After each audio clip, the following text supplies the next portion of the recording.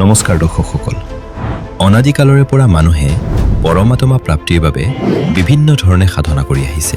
অনেকেই অনেক ধৰণে পূজা পাতল, ব্ৰত, উপবাস কৰি নিজৰ মনোকামনা সিদ্ধিৰ বাবে প্ৰয়াস কৰি আহিছে। কিন্তু শাস্ত্ৰ অনুকূল ভক্তি নকৰাৰ বাবেই তেওঁলোকে কোনো ধৰণৰ লাভ প্ৰাপ্তি কৰিব পৰা নাই। মৰিগাঁও জিলাৰ গেৰুৱা গাঁৱৰ এগৰাকী অৱসৰপ্ৰাপ্ত শিক্ষক হৈছে খগেন ডেকা। খগেন ডেকাই ২৭ বছৰ ধৰি কৃষ্ণগুৰুৰ পন্থত থাকি কৃষ্ণৰ গুণানুকীৰ্তন, নাম প্ৰসংগ আদি পৰম্পৰাগত ভক্তি সাধনা কৰি আছিল। কিন্তু সেই ভক্তিৰ দ্বাৰা কোনো ফল প্ৰাপ্তি নোহোৱাত তেওঁ জগতগুৰু সন্ত ৰামপাল গুৰু মহাৰাজৰ পৰা নাম উপদেশ গ্ৰহণ কৰি প্ৰকৃত তত্ত্বজ্ঞানৰ সৈতে পৰিচিত হৈ পৰে আৰু বিভিন্ন প্ৰকাৰে লাভান্বিত হয়। ২০০৮ চনৰ পৰা হাৰ্টৰ ৰোগৰ বাবে প্ৰতিমাহে ৩০০০ টকাৰ ঔষধ খাব লগা হৈছিল আৰু বাহিৰত ওলাই মেলি যাবলৈও ভয় কৰিছিল, জানোচা পৰি মেলি যায়।